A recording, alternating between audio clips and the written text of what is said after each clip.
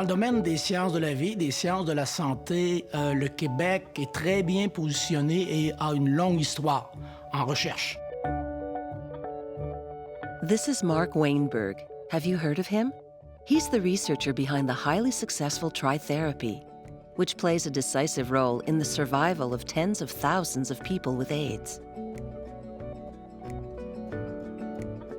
Working with his team, he developed 3TC, which is now the most prescribed anti-AIDS medication in the world. Il y a des équipes de chercheurs au Québec, dans tous les domaines, et pas seulement la biomédecine, qui, effectivement, sont de niveau, de gabarit international. This is Jean-Pierre Després. He's a cardiology researcher.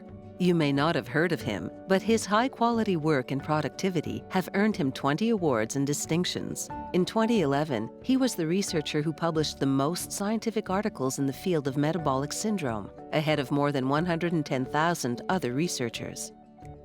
Recognized and cited by the World Health Organization, his work showed that abdominal obesity is a risk factor for diabetes and cardiovascular disease. Thanks to Jean-Pierre Després, waist measurement is now a routine medical practice recognized worldwide.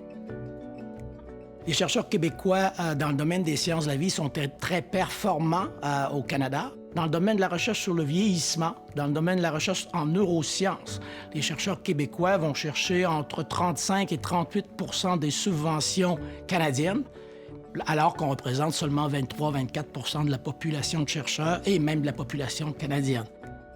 This is Sonia Lupien, a dyed-in-the-wool scientist. As a top mental health specialist, her research helps us better understand the effects of stress on our lives, particularly on our memory. Named one of the top 10 Canadians who make a difference by Maclean's magazine in 2003, Dr. Lupien made a real difference by developing stress-reducing programs for people of all ages, and also by overseeing development of mobile apps for reducing and managing stress. L'interdisciplinarité, l'intersectorialité vont maintenant faire partie de la façon dont on forme les chercheurs et de la façon dont on fait de la recherche.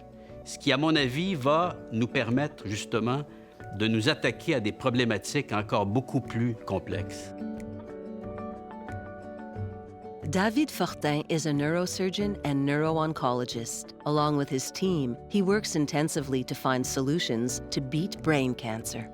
Dr. Fortin and his mathematician and physicist colleagues have developed a new cutting-edge imaging approach that allows them to remove a larger portion of tumors while maintaining patients' brain function. Thanks to such innovative ideas, they've managed to double the life expectancy of people with brain cancer.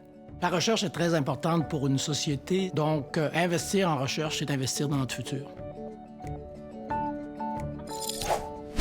Invest, discover, live better. The Fonds de recherche du Québec, Santé.